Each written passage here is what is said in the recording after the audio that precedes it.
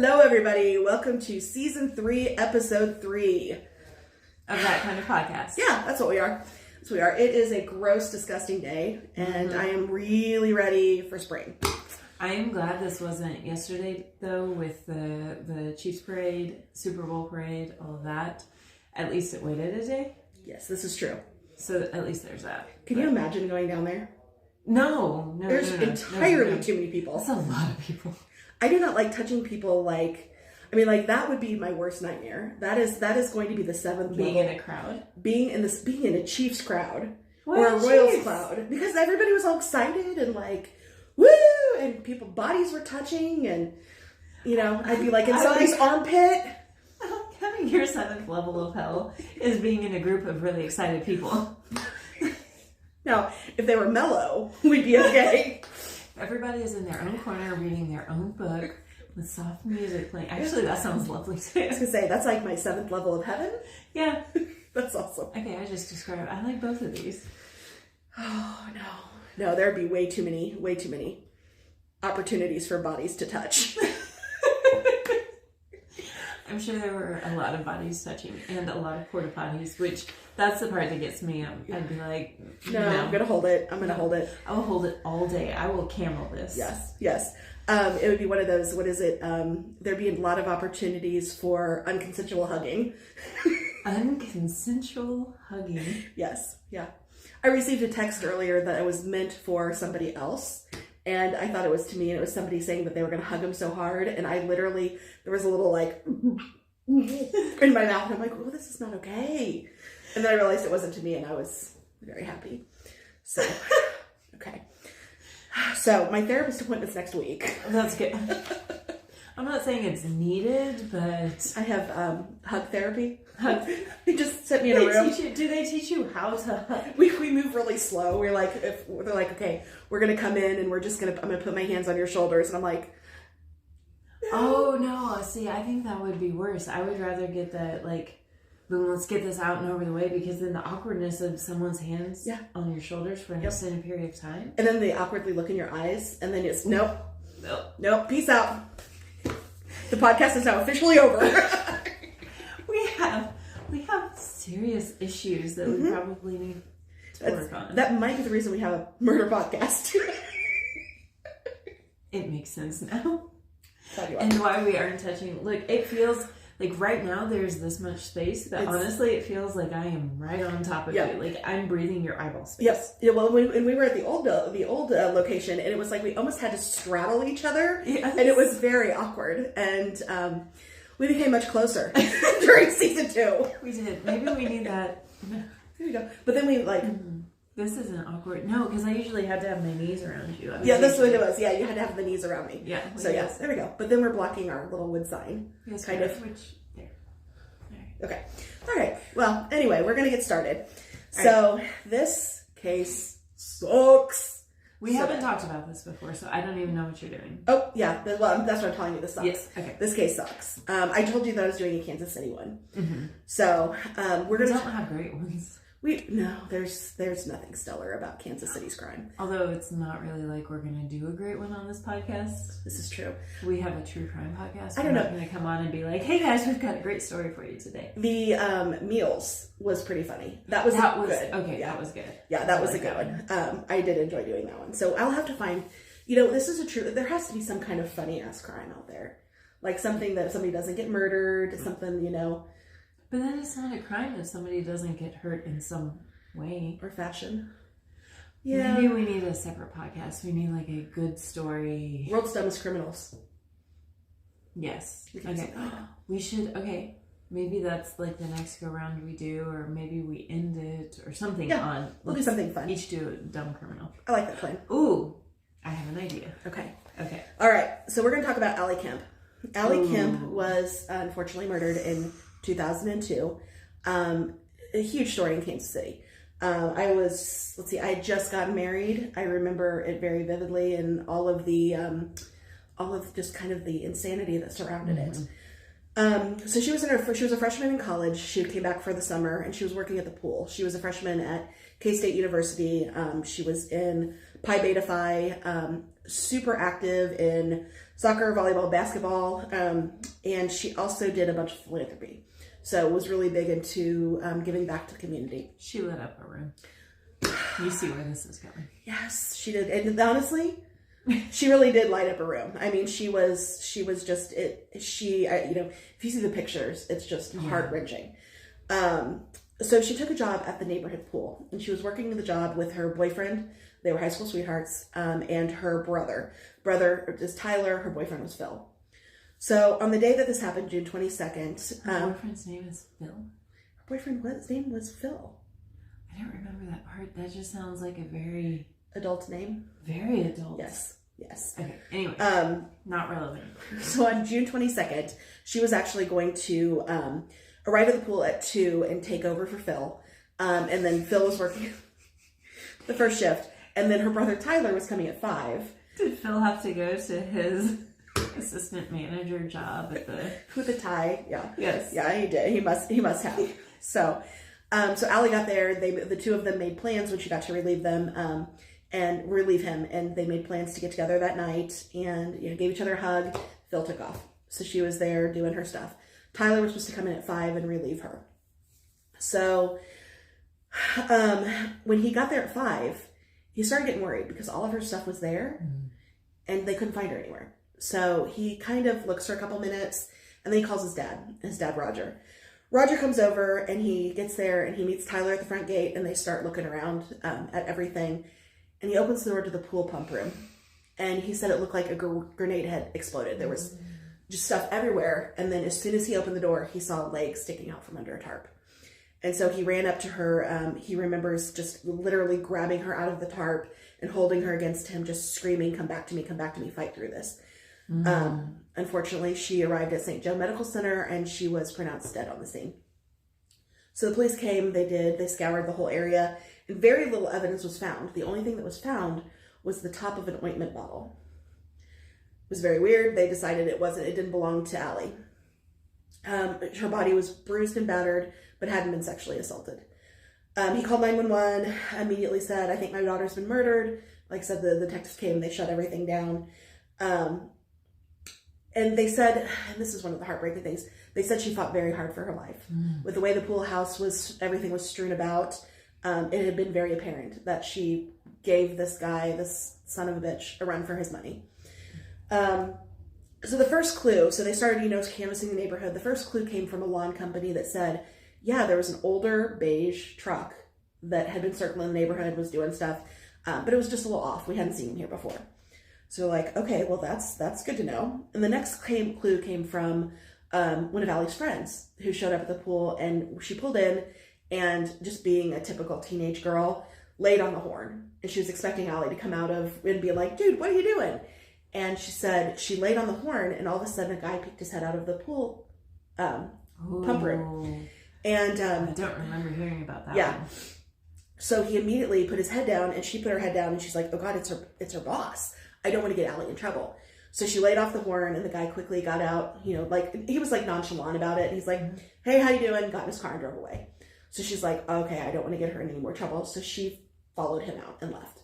So it looked like, so he saw her leave, knowing that, she was not going to be distracting Ali. So then the good thing about that was that they were actually able to do a sketch drawing based on her seeing him. So they got a sketch done. Unfortunately, the sketch looked very similar to so many men. White, 5'8" to 6 foot, brown hair, heavier set, and the tips just literally start flooding in. And it was strange because as all these tips are coming in, nobody's really fitting the bill until James Strader comes up. A middle-aged white man. A middle-aged white man with brown hair that's 5'8" to 6 foot. He drove a beige Ford pickup truck, and much like the one that was reported. And he also bore an incredible resemblance to the sketch that bore an incredible resemblance of a beige white man driving a beige truck. He denied everything. He was vehement about it. He was like, there's no way I did this, all of that. So eventually they pulled up alibis and his tracking, and they realized he was cleared. So weeks passed, the case started going cold. The DNA lab comes back with the ointment lid, and they say that the ointment lid didn't have DNA on it, evidence on it. Or they had DNA evidence on it, but they ran that DNA through the DNA lab, and it didn't hit a match. Yeah. So they're like, okay, well, we're going to hold on to this. So during all of this, Roger Kemp Ali's dad, started becoming a huge advocate for helping find the killer. And he did things that nobody had ever really done before, or at least parents had never done before. He was he was known for the fact that he was, in all of this, so calm, so poised, and so polite. And he actually... Which I can't even imagine being like that after seeing what he saw. Yeah. I would be wanting to burn the city down. Oh, I would, yeah. And that's what I hope that if anything, God forbid, I mean, like, he was an amazing man. Yeah. He was absolutely, I remember seeing interviews. I remember just being, I mean, it's somebody that literally took something god awful. I mean, the worst thing that could humanly possibly happen to somebody and turned it into something and really gave a testament to her life, to Ali's life. Yeah, it was rough. So he impressed the public. I mean, and he was actually often found more in the morning, like roundup when they're discussing the case, with the police, drinking coffee, talking about all the tips that came in, which is something that was also unheard of because most people can't, I can't even talk. Compartmentalize. I know that word. Yes, you do. Really? Enough to, to really be able to look at things objectively. Unfortunately, the case went cold again. Until a year and a half later, James Strader came back up in the news. He had been arrested for attacking 3 different women. So they brought him back in for questioning. They asked him to do a DNA sample. He took off and disappeared for 3 weeks. So then when he finally got caught, look. Yeah, it is a good look. He got caught not paying for gas in Utah, and they grabbed him, and he denied the murder still. And unfortunately, DNA evidence cleared him. It was not him. So Roger never stopped looking, and he did things like they did an interview on America's Most Wanted. After things went cold again, he petitioned America's Most Wanted again and asked them to redo the show. So more tips started coming in. And then one day he was hanging up posters, and he turned around and he saw a billboard, and he's like, you know what? That's a great idea. So he put all of the information on the billboard, including the police sketch. So again, I remember seeing that. Yes, seeing the billboard. So tips start flooding in again. And one of the tips that came in was a man named Teddy Hoover. Okay, Teddy was, oddly enough, a pool repairman. He drove a beige pickup truck. And he looked identical to the sketch. Nondescript white man. So the police showed up at his house. He seemed nervous. But they were like, well, we couldn't really tell. We couldn't get a read. Was he nervous because the police showed up at our front door? What's going on? You can't blame, even knowing the end of the story, I still can't blame someone for that, because I gotta be honest, if the police showed up at my house, even though I haven't done anything and you're a middle-aged white man from 6'8". Yeah. But you would have that, like, they talk about, I go through the TSA at the airport, and now I haven't put any sort of explosive device in my suitcase. Yeah. But as soon as I see a TSA agent, I'm like, what if I accidentally did? Did I accidentally pack one this morning? Oh my gosh. So if the police showed up and wanted to question me, I'd be like, did I grab my lipstick or my explosive device? I swear I didn't do whatever you're going to question me about, but it's going to look real sketch. Yes. So they agreed to do, he was going to come in for DNA evidence and do an interview, and he took off. Again, good look. He said he wasn't going to do it without a lawyer present. The lawyer then said, here's the deal. He's not real nervous about giving the DNA evidence. He's nervous about his blood being in the DNA database. Oh. So the police agreed that they were going to not put it in the database. Then he took off again. And then he took off. They couldn't find him. So things start getting cold again. And then in August of 2004, the investigators receive a tip that there's a man that used to go by the name of Teddy Hoover that is living in Connecticut with his girlfriend, and his name was actually Benjamin Appleby. Okay? Mm-hmm. So they go to pull him, and he is like, I don't know, you interviewed me before. My name really is Teddy. You interviewed me already, and you cleared me, we're good. And the police are like... He's gaslighting the police themselves. Yes. So they brought him in, and they brought him into an interrogation room that had was staged to look like they had much more evidence on him than they did. So there were pictures of the crime scene. There were pictures of him all over the place. And they had a binder on the table out of his reach that had his name on it. So he immediately confesses.